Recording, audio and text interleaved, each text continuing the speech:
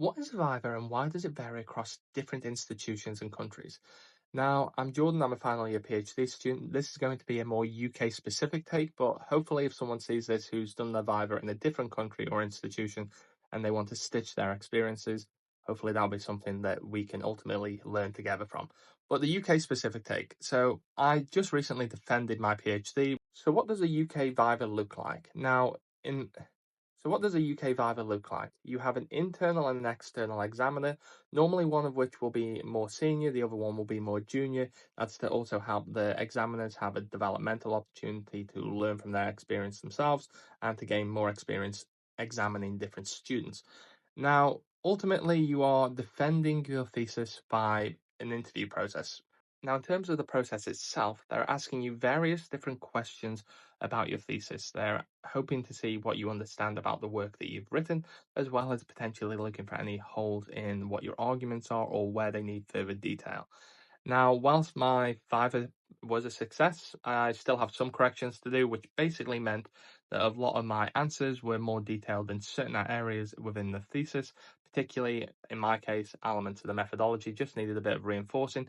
Now, the outcome of that can be you can pass the Viva, but therefore need to have corrections for your thesis, which is my case. Now, in my particular case, that means adding a few more points of detail or clarification around the methodology, and the examiner can give you certain flexibilities, such as being able to have more words to enable you to do that. Now, that word count can be something that can be restricted when you initially submit the thesis, which is something that can greatly help your writing process when you go back to do those corrections. But other outcomes that could happen is you can have major or minor corrections. So, in a lot of cases, minor corrections might be changing things such as grammar and syntax errors, which then can be corrected relatively quickly. So, you've effectively passed the process with very minor adjustments needed. You can also have where you just go straight through the process itself and have no corrections at all. You can have a major correction, which can vary from you need to add this component in to you need to do more data analysis. That is a step that can happen. Or you can fail the Viva. Now, in terms of failing the Viva and having to do that again, which thankfully I don't have to worry about, it's often when your thesis might be very strong or the thesis itself could be very weak, but you ultimately didn't necessarily present it in a way that the examiners have confidence in your understanding of your own work, which can lead to a re-examination of your thesis. Now, I will say that the supervisory team around you at the point when you're ready to submit your thesis and you're ready to have your Viva should prepare you for this process, and effectively you shouldn't be in a case where you feel underprepared for it, but there's always going to be that case where individuals feel that pressure or they might have a bad day and it happens.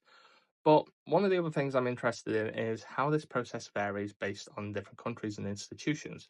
Because generally speaking, from speaking to other students, it seems to be where that presentation or the oral defense that you have can be to the examiners, it can be to a panel, it can be to a large audience where you're defending it, and it becomes more of a spectator experience, all of which are different. There's not necessarily a better or worse way of doing the Viva, but it's really interesting to see what other individuals gain from this process.